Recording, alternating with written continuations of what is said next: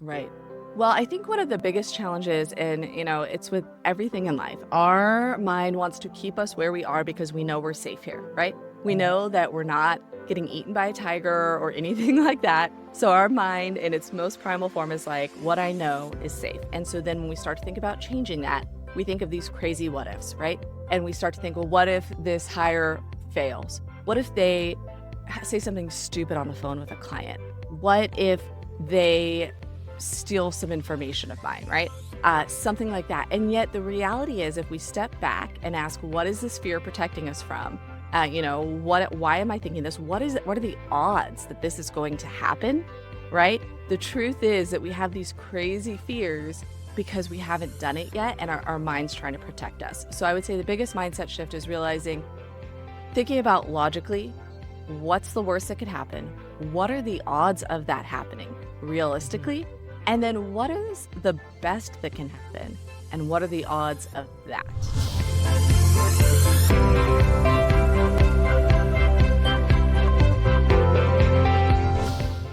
Welcome, fellow entrepreneurs and goal getters, to Entrepreneurial Elevation, Unleashing Greatness Within, with myself, your host, Kelly Beveridge, and my guest today, Adrienne Green.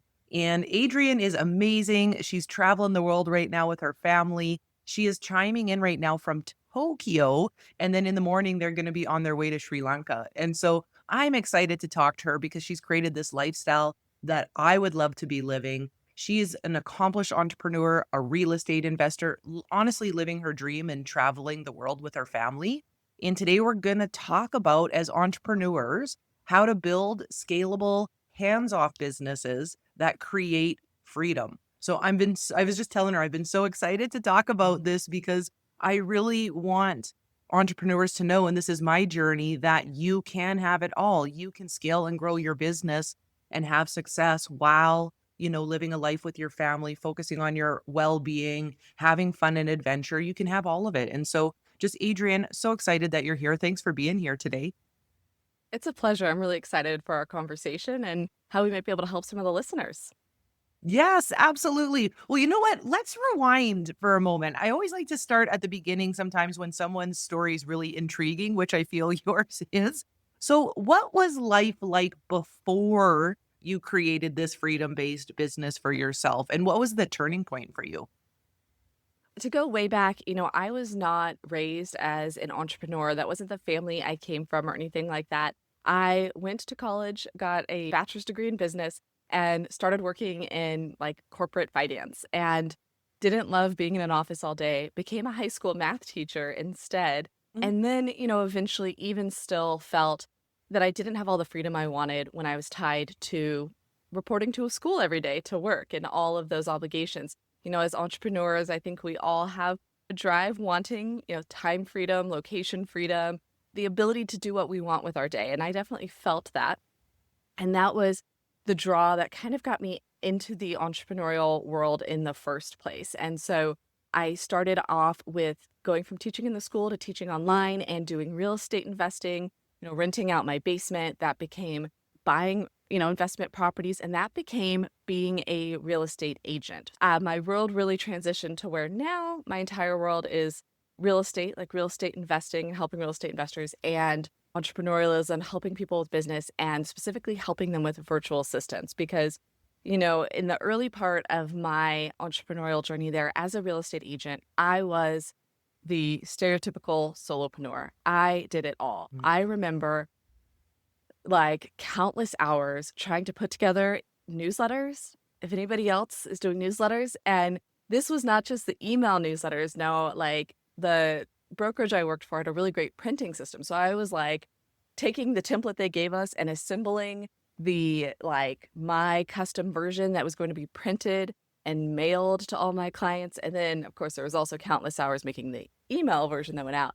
And so I was doing it all. I was doing it all as a real estate agent. I was doing it all as a real estate investor. Same thing there. I remember taking my little baby with me when I had to paint a rental condo between tenants, and taking her in the pack and play, setting her up so that a friend of mine and I could paint this whole condo between tenants.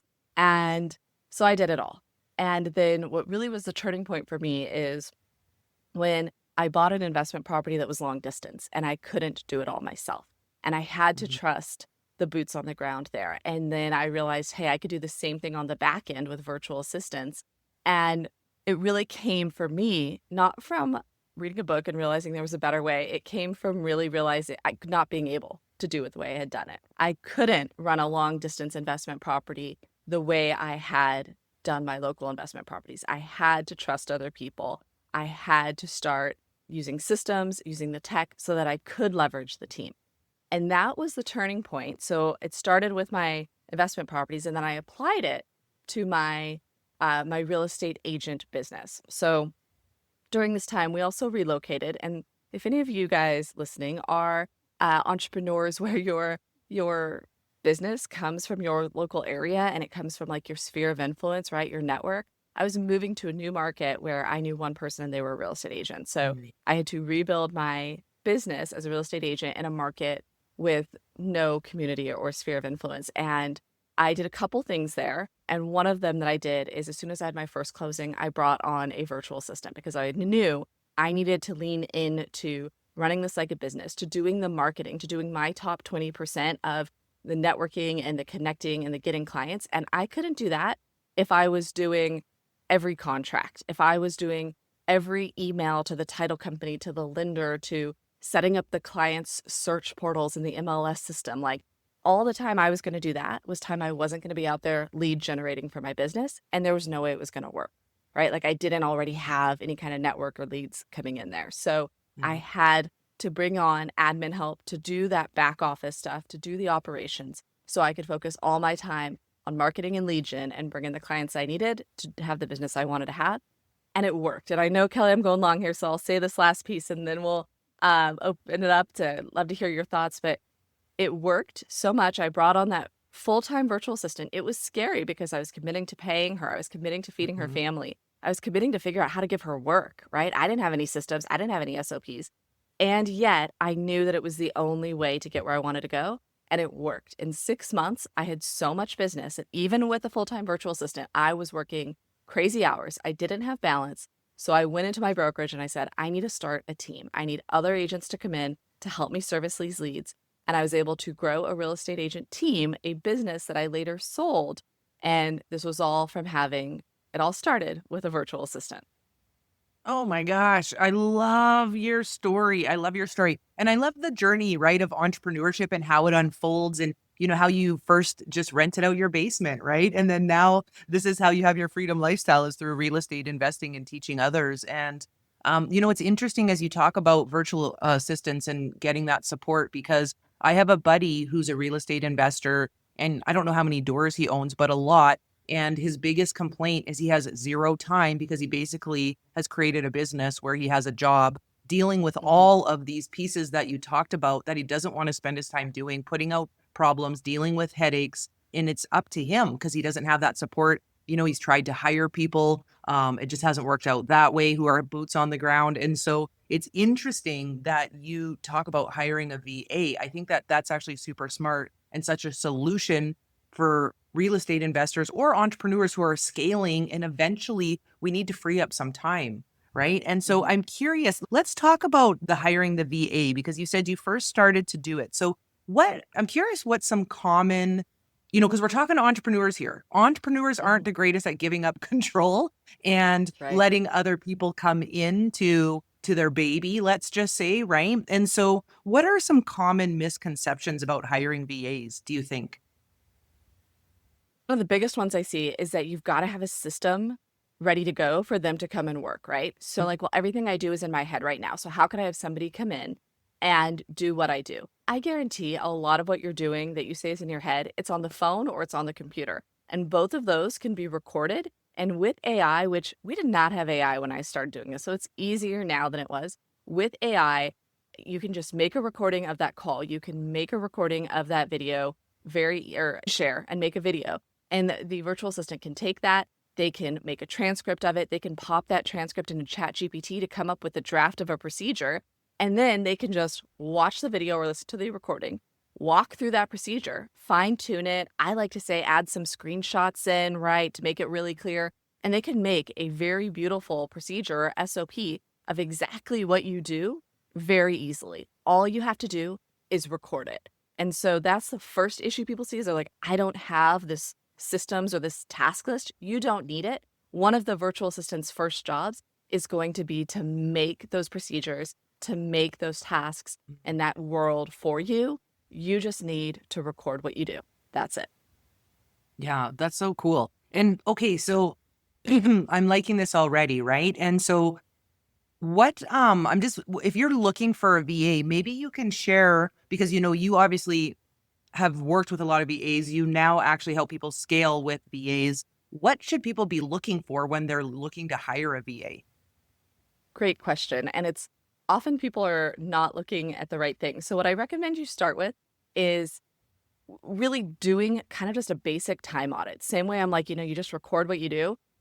If you want to figure out what you want to hire a VA to do, you need to know what you do. And you don't need to have some like super fancy thing. You can use one of those apps that tracks your time where you put things in, or you can just use a Google Keep, right? Or like one of the Apple Notes apps. And you just say, what I like to have people record first is what you're doing, right? How often you repeat this task, right? Okay, I'm replying to client emails. I do this every day. And then you say, how long does it take you? Okay, I spend 1 to 2 hours replying to client emails every day. And then the fourth piece I'd like you to record is how does it make you feel? Does this give you energy or does this drain your energy? Because you really want to focus on handing off stuff that drains your energy. So, what I would start with when it says what to look for is first you need to know what you want them to do. And if you don't know what you want them to do, just start by tracking what you're doing. And if you do that for a few days, you're going to start having some stuff. And the reason you want to know what you want them to do is because that's going to help you choose the right person, right? And because it's a common issue that people think if they don't do this, they think they want to hire for tasks A, B, and C.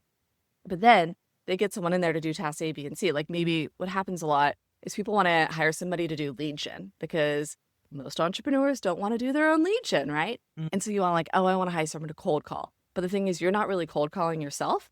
And then you don't have a system to handle if they're successful and they do bring you in leads, you don't have a system to handle those leads. And so that's where I'd say start with what's actually on your plate, what's taking your time, and create the role from there. And then what you want to think about is somebody who has experience in those tasks and somebody who has the right personality for those tasks. Generally, you're going to start with having them do admin operations stuff. Let's say they're going to do your bookkeeping, your QuickBooks. They're going to handle your calendar. They're going to handle processing clients. They're going to handle maybe like sending your clients gifts or cards or things like that. If you're going to have somebody do that admin and operations task, what personality is a good fit for that? Now, whatever personality test you use is fine. I personally like the DISC assessment, DISC. And if you're going to have somebody do those basic admin and operations tasks, you usually want them to have like a high S and or a high C. S is the most common one in humanity. It's just a generally nice, sociable person, great team player, somebody who will stay as a part of a community. C is your calculator. Think your engineer, your accountant, someone like that. Detail-oriented, follows directions. I typically, for an admin role, are looking for those two things. Versus if you're going to have somebody who's on the phone a lot, if that's a big part, answering the phone, scheduling, you want somebody who's that high I extroverted person who can handle maybe some belligerent people on the phone, some angry customers, that kind of charismatic person. But if you take that charismatic high I person and you give them admin work where they're never interacting with someone, they're not going to be happy. They're not great at following directions and being detail oriented. So you're setting them up to fail. So I like to say, look at what tasks you're actually doing that you want to hand off. Then you find somebody who's experienced in those tasks and has the right personality for them. And that's what I would look for first and consider the most important. Oh my gosh, I love it. I love everything you're sharing. And so as you're speaking, I'm just sitting here thinking, right? Because I'm reading a book right now, literally called How to Buy Back Your Time by Dan Martell. And he talks about this, right? About how to, if you want to scale your business, right? We need to be spending our time where it's like income producing activities, where our gifts are, where our zone of genius is, not on all those things that you just described. And so I'm curious, when would you say an entrepreneur should pull the trigger and get a VA? Does it make sense right at the beginning so that you actually start to put those systems in place together and you set up that environment where you can spend on time where it matters? Or is it once you hit a certain peak of pressure and you get a VA to alleviate the pressure? Or is there no right or wrong answer? Like, when would you suggest somebody gets a Right. VA for their business? I'm so glad you asked that because that is one of the other things that keeps people back is along those same lines, people are always like, well, do I have to hire full time? Because I don't even think I have 40 hours a week to hand off. I guarantee if you are working in your entrepreneurial endeavor for full time, you have 40 hours of admin work that someone can do. Yeah. Guarantee it, right? If you started tracking your time, you're probably spending a ton of your time doing admin work. And if you say, oh, no, no, I'm not, then I would say, if I asked you how much time are you doing with lead gen, are you really doing 40 hours of lead gen? Are you really doing 20 hours? Are you even doing 10 hours of lead gen? Probably not because you're spending so much time on the admin work. So the best time I think to hire them is as soon as you can afford it. And even if it's a little, like I will tell you, I had one closing that had happened when I hired my first VA. It was a little stressing for me in terms of like I was committing to continuing to pay her. And VAs aren't expensive. I would say for most admin roles, you're going to be paying $6 to $8 an hour if you're hiring direct.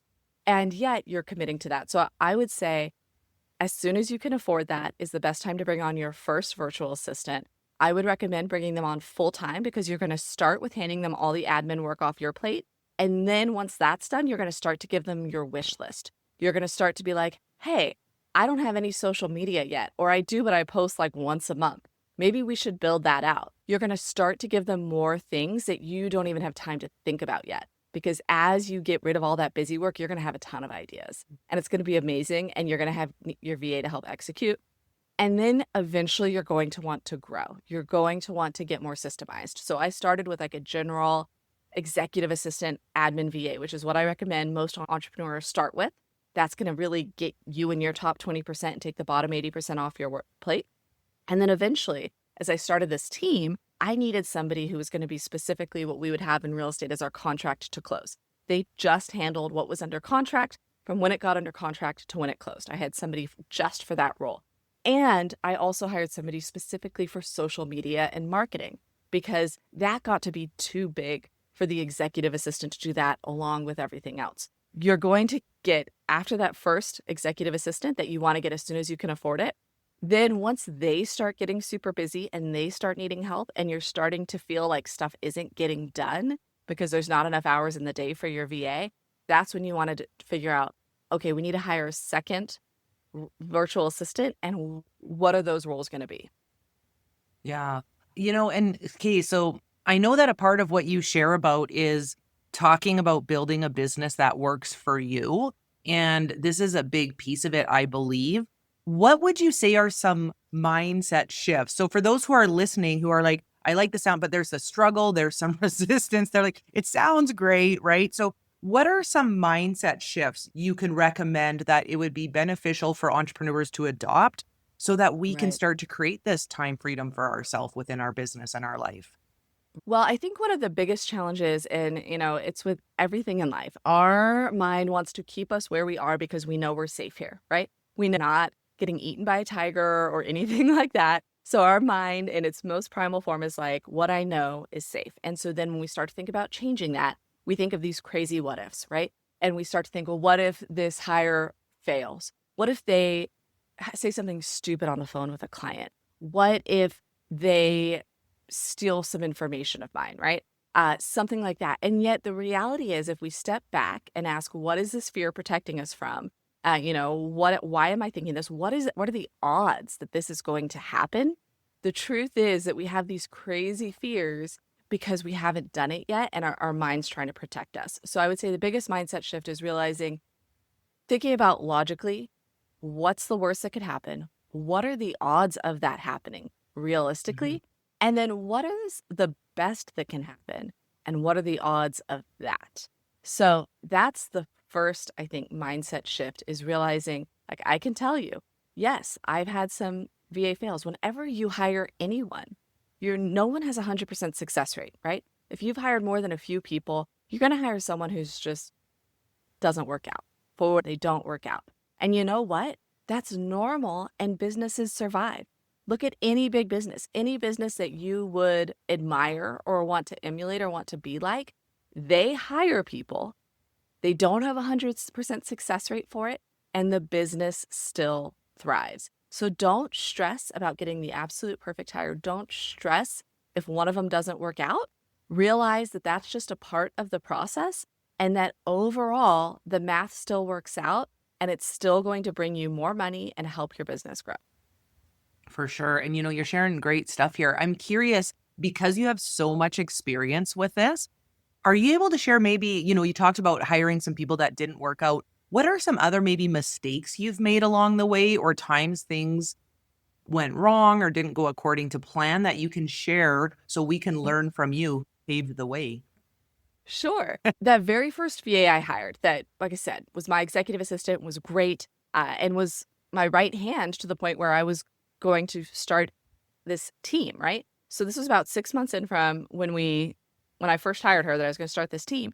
And in that process, like, as I'm starting the team, I'm bringing on agents. My brokerage is also changing the e-signing tool they're used, so we're going from, like, a tool I know well with, because in real estate, everything is e-signed, right? So we were going from Dotloop to DocuSign. I had no idea how to use DocuSign, so I'm having to figure this out, grow my team, and my virtual assistant had some, like, family issues, and she quits suddenly.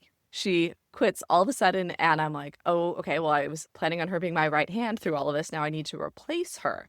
So, that can happen, same as when you hire in person, right? People do quit, and often they have emergencies or something where they're not giving you the notice you would like. So, the lesson I learned from that is now I am hardcore about SOPs and procedures. Mhm. That's one of the first things a virtual assistant does when we are starting a new task, right? Is that's getting written and it needs to have every task has that home and that how to. That's how we keep it tracked and nothing's going to fall through the cracks. So for me, that home is Monday.com, the task management system. And that every task that a virtual assistant does is in Monday.com. So when I give my virtual assistant something to do, I create a task in Monday.com. And when they have repeat tasks like daily, weekly, whatever, you can set that up to automatically create when one gets done, which is pretty cool. So it has a home and then it has the how to, which was that SOP. And I use Google Workspace. Everything lives on Google Workspace and I control Google Workspace. Because when that virtual assistant left after 6 months, she had written a lot of procedures, but some of them I hadn't reviewed them. So some of them were good, but they weren't great. There were pieces missing. They hadn't necessarily been updated as things evolve. Now I'm really intense on every time we change something, like check in with my executive assistant VA. Did that get in the procedure? And he's amazing. So he's like, yes, I've already updated the procedure, but every time something evolves, it's there. And it's all saved in my Google Workspace that I have as a business so that if that virtual assistant leaves, if it was on Mhm. their Google Drive account, and it wasn't on like my Google Workspace, right? Which they can have a drive on my Google Workspace, but I'm really intense on using Google Workspace now so that if they leave, I don't lose any of my content because they had saved it somewhere else. In fact, like if my virtual assistant even makes something and it's on like some other drive, which you can see when you open a link to a file, you can see where it is. I will not even review it. I'll be like, I can't even look at something unless it's on my Google Workspace. Like I am hardcore about that. That was one situation where, things didn't go as I would have liked. I learned and I evolved, and that's where a lot of my recommendations come from now. That's a great lesson, right? And save you a long headache in the end. As you're speaking, I thought of something that I wanted to ask just your opinion on because you're so well versed in scaling business and using VAs. And so I'm just going to use myself as an example and be really transparent. So I am starting my business. I'm a year in. I do have a VA. She's wonderful. Yet as my business grows and scales, I feel like it's going to outgrow just her expertise. And so, what do you do with your team who you love and want to be loyal to, yet at the same time, for your business to expand, it's hard to find places for them. Like, do you find places for them or what do you do? Because when you first start, I have who I can afford. Yet now that I'm growing and expanding, I have more money to put into this. So do you just add Hmm. team members? Does my question make sense? Like, how do you Yes. grow your team and take people with you when maybe you're outgrowing their experience, or do you invest in their learning, or do you just do the hard thing and love them and go find new people? Like, what's your Right. advice on that? That is a very, very good point or a good question because it is a challenge that you have. And It's going to depend a little bit on the person and the situation. I generally, if somebody is talent and they are a great team player, I want to try to find a way to keep them. I want a seat on the bus that works well for them. So, for a specific example of that, my video editor, John, absolutely adore him. He's worked with us for like 3 years now. And when he started, like he liked video editing, but he isn't, it was a hobby of his. Like it was his passion project, but it wasn't something that he had a degree in or graphic design, nothing like that. Honestly, and so, a little bit of a digression here, but a lot of executive assistant virtual assistants are coming from the Philippines. The Philippines also, it's an island nation, and a lot of Filipinos are also like seamen. They go and work on boats. If you've ever taken a cruise, a lot of your crew may have been Filipino. And so that was John's background, is that he worked on shipping, like, I don't want to say boats because I feel like that's the wrong ships, right? Like on Mhm. huge freight ships that were taking those huge, like, shipping containers across the Pacific. That's what he did. And so when he started with us, he didn't necessarily have the expertise to do like full-time video editing, and we didn't have that role for him. And so he kind of did whatever we needed. He honestly did property management. He did a whole bunch of different things for us.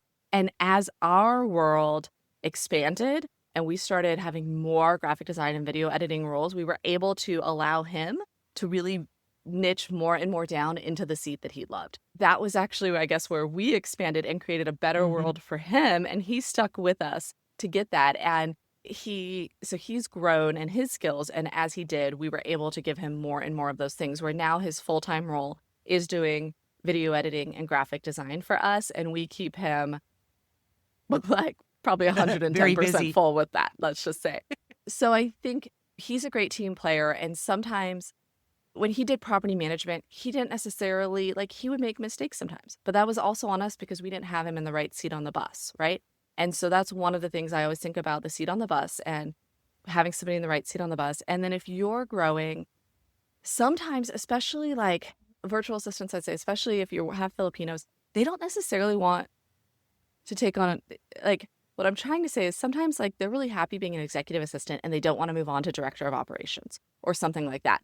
They don't necessarily, and you can find this in any culture. I'm not trying to stereotype here, but they don't necessarily want to take on more responsibility. They might want to just stay in that particular seat. And as long as you have a role that is a good fit for their skills and abilities, or if you're able within your world to give them time to develop those skills and abilities for what you need. So, like, one of the things is John does have hours this quarter. He's working on improving his graphic design skills because he's great at the videos, but graphic design we could use a little bit more of a fresh touch. So we're like, and so he decided, hey, this quarter I'm going to spend some time. I'm going to go train. We talked about like taking a course or what that could happen. So you can definitely talk and collaborate and have them build their skills.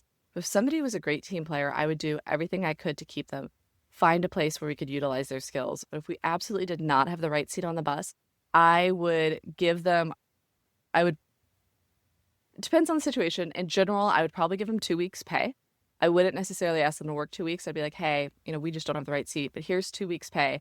And I would give them a glowing letter of recommendation that they could use in applying for their other jobs and ask them to Yeah. use me as a reference. Amazing. Great advice. And yeah, the team I have is phenomenal. Like they're absolute team players. So I love how you're helping your team grow and scale with their own skills themselves, right? To match what you need for your business. I love that answer. Thanks for that. And okay, I'm curious. I want to shift gears a little bit here because we're talking about VAs for the purpose of creating time freedom for ourselves within our business and also so that we can grow and scale and not have to sacrifice the success of our business as we want to put our time elsewhere. So, when was the moment for you? I want to shift to the gears where you now are traveling the world with your family. So, when Right. was that moment where you're like, okay, this is going to change everything by putting this in place so we can pull the trigger to go and live this dream? And why was that dream important to you? So, maybe you can start with that. Like, why was that calling you to pick your family up and travel and have those experiences? And then Right. what was the moment you had where you said, "We can do it. We've put everything in place." So I guess to go a little bit of my background, like I have lived in multiple different places. Like growing up, I lived in Southern California, a few different cities in Southern California. I lived in Washington State, in Spokane, if anybody's listening from Eastern Washington.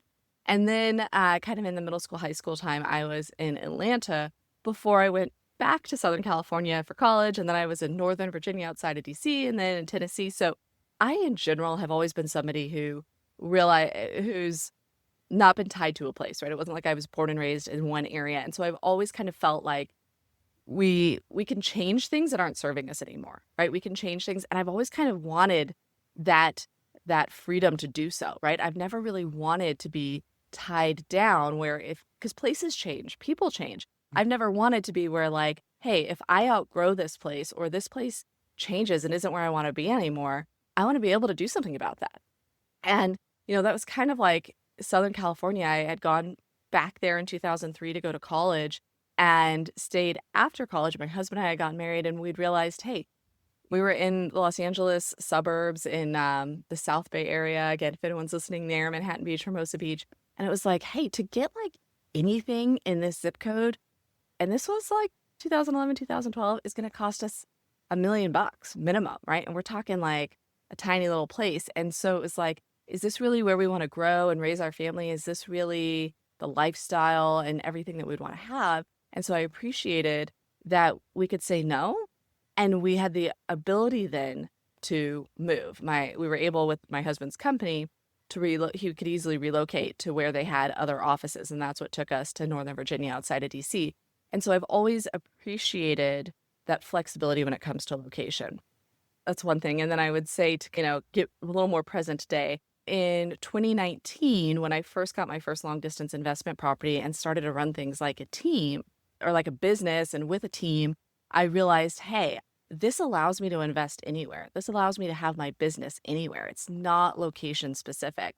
And that was a mindset shift where I started as much as I could running everything like that. So with my real estate investing, in 2020, I relocated to Chattanooga, Tennessee, and that's where I built that real estate team I was talking about. And I invested in Chattanooga. And yet I ran my investment properties as if I was potentially like long distance. So I didn't do my own showings. I didn't go by if the tenant was saying his sink wasn't working or the water heater wasn't working. I just called a handyman, or I had my VA call a handyman to go out there and handle it. And the VA handled coordinating between the tenant and the handyman and everything, and I wasn't involved. So it was really in that into 2019, beginning of 2020, where I really started saying, how can we run everything where it doesn't depend on our sweat equity, right? Because then we can stay in our top 20%. That's where it came from. And so over time, I ran all my investment properties like that with the virtual assistant. We started a virtual staffing business, my husband and I did, while I had the real estate team. And he set that up totally virtually. Like we didn't rent an office space in town. He worked from our home, but that home could have been anywhere, right? And then all of our back-end support was all virtual. Now, my real estate agent team, that did involve some location specificity, especially the culture in Chattanooga, Tennessee is a little more traditional, right? That's not the Bay Area. It's not like some super tech forward place. And there was some benefit of meeting in person and things like that. So I will say it was fall 2023 when I decided to sell my real estate agent team. And that was the last like in-person business because we had set everything else up to be remote. And so we'd always hoped or wished really that when my kids were a little older, at this time they were in second grade, kindergarten, preschool.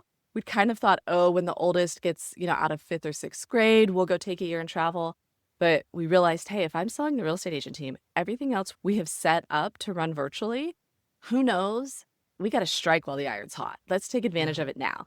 And it was a little scary because the kids were younger than I had planned and envisioned, but that's what we did. So we had this realization in September of 2023.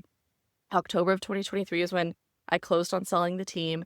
And we left Chattanooga in February of 2024 to travel full time.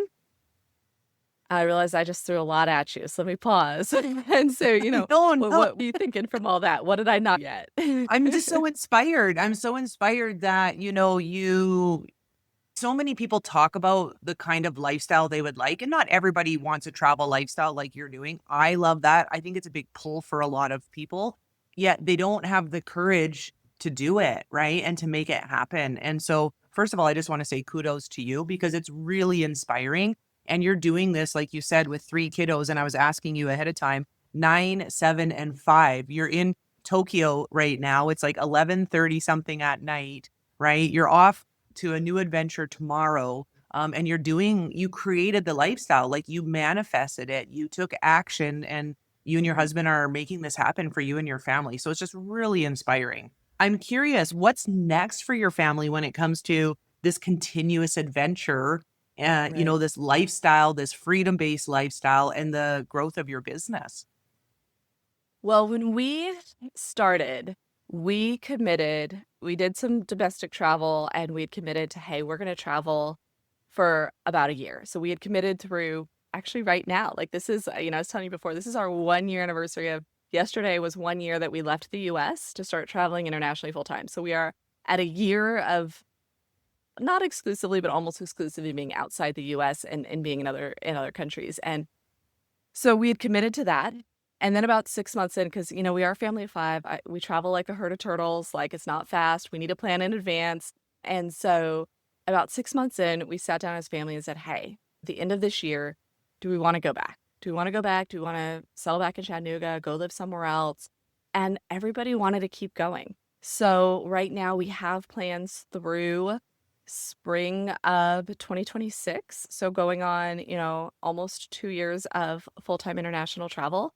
And by then, by the end of this year, by the end of 2025, my kids will have been to at least 4 continents, maybe 5. We might hit Morocco as well. We'll see. We're thinking about it.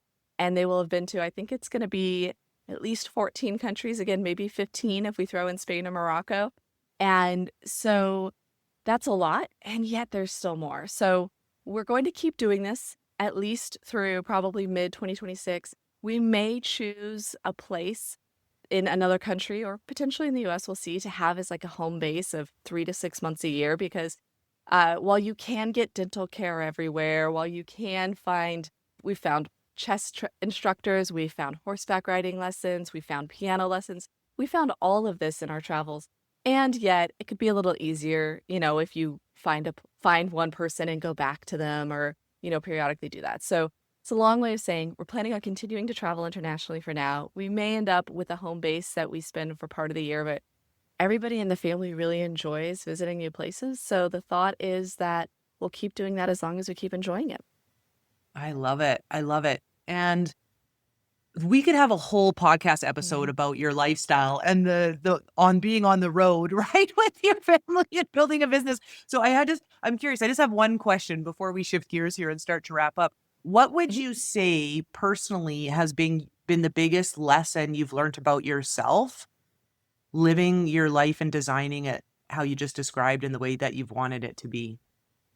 I guess I have a lot of ideas and I am I think a creative, like big thinker. Like I can think of like, hey, this is really cool. And yet, even as much as I can think outside of the box, the reality of what I have been able to create, my husband and I together, right, in our family, is more than we could ever have even dreamed. And that's what I would love your listeners to take away when they're like, oh my goodness, I could never do that. I don't speak another language, or my kid has a special diet, or they're ADD, or whatever your issue is, or we don't make enough money, or whatever your reason is. First off, I guarantee, at least with traveling the world, I know you can do it anyway. Depending on what your goal is, you can probably do it anyway. And as crazy and as big as your dream is, the truth is your life can be even bigger once you step out there. So, one of the things my husband and I will joke about is something will happen. Like, for example, we started January with a month in the Philippines and we swam with whale sharks, or we also swam, they have a sardine run there that's really cool. And we did snorkeling with the sardines. And we'll have these cool experiences. Or we actually rang in New Year at a New Year's Eve party that a hotel was throwing on the helipad on the top of this hotel in downtown Manila in the Philippines. And we'll say, was this on your bingo card for this year? Like, we'll joke about that. Like, was this on your bingo card? And it's always a no. And so that's what I'd say, guys. If you just step out in faith and you start to do something that you're like, this would be pretty cool, what you're going to be able to create is even more amazing than you could imagine. So true. Such a good message. Thanks for that. So Adrienne, where can people find you? Because I have a feeling they're going to want to follow your journey, follow your adventure, learn more from you about business and how to scale. And you're being the example right now for a lot of people that you can create this freedom lifestyle. And so where can we find you? Sure. I post a lot on Instagram. So if you go to Instagram, my handle is A Real Green, AREALGREEN. I love if you want to DM me or connect there. I'm always happy to talk, and I post a lot about our travels. And then if you're also interested in VAs, I have a gift for your audience, if that's okay. Uh, Yes. on our Workergenix website, so that's workergenix.com/VA Success Pack. And Kelly, I'll get you this link later, but workergenix.com/VA Success Pack. I have a whole pack there. I'm looking at it right now. It's got 4 different tools to really help you get started, to figure out where you're spending your time, to give you an onboarding checklist to see like what would it look like to bring them on. I give you my top 10 tech tools because if you're like, oh my gosh, I don't even know how I would talk to them or how they'd answer the phone, like we've solved that and it's there for you. So there's all these tools there to really fill in those blanks and start you on the right track to make it as easy as possible for you to do it yourself. Oh my gosh, that's brilliant. Thank you so much for offering that to the audience and to myself. We will definitely put that in the show notes so that people can go on there and use that freebie and use that guidance and that support and follow you. And that's so generous. Thank you so much for that. Of course. I love it. Okay. I love what you're doing. Like I could talk to you all day long. I'm so like I just want to talk about all your experiences now, but we'll start to wrap up. I know you need to get to bed. That's Okay, so fun. I have 3 last questions to ask you. So you've created this amazing lifestyle for yourself. So I'm curious, what is your definition of success for yourself today? So for me, I realized when I started teaching high school math that I am a teacher at heart. I love to teach. That's part of why I love doing podcasts like this. I love to help people. So for me, success looks like where I get to help people live their best lives. That's Yeah. success. Oh my gosh, perfect. And then, okay, so what would you say would be 3 pieces of advice for somebody to unleash their inner greatness? One that I wish I had learned earlier is that decisions are easy when your values are clear. Shiny object syndrome is a constant issue. And so and I see that with real estate investors as well. And so, what I recommend when people are like, should I do X, Y, or Z? What are your values? Why are you doing this in your first place? Right? Why are you even getting up? Why are you even involved in this? And it's not just for money. And so, you got to step back and you got to look at your values and say, well, what are my underlying values? And then that needs to guide your decision. And so, that's the first one. Decisions are easy when your values are clear.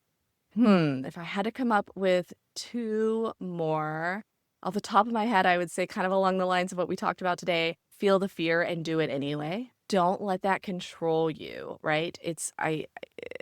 So many great things are on the other side of that stress and that worry and that fear. So feel it and keep going. And then I guess my third piece of advice, I know there's a lot of entrepreneurial parents out there. A lot of people get into entrepreneurialism so that they can spend more time with their kids.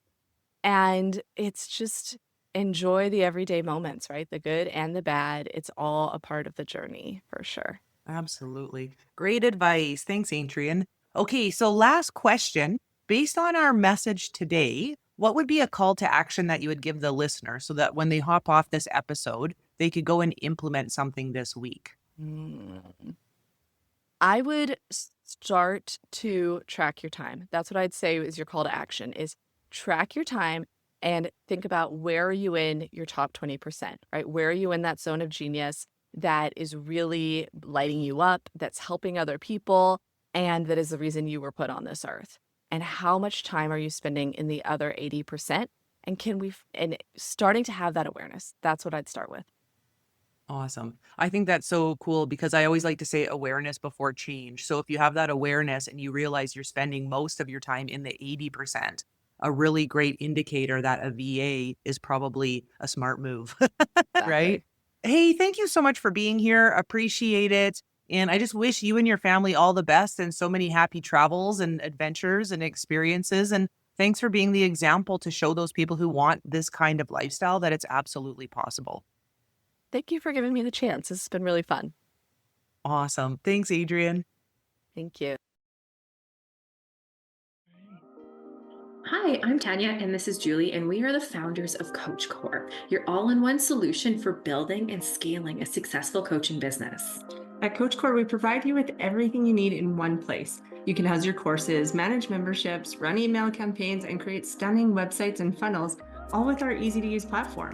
And it's not just about the software. We offer built-in coaching and mentorship, helping you implement best practices from certified NLP practitioners and story brand coaches. And that's just scratching the surface of what's inside.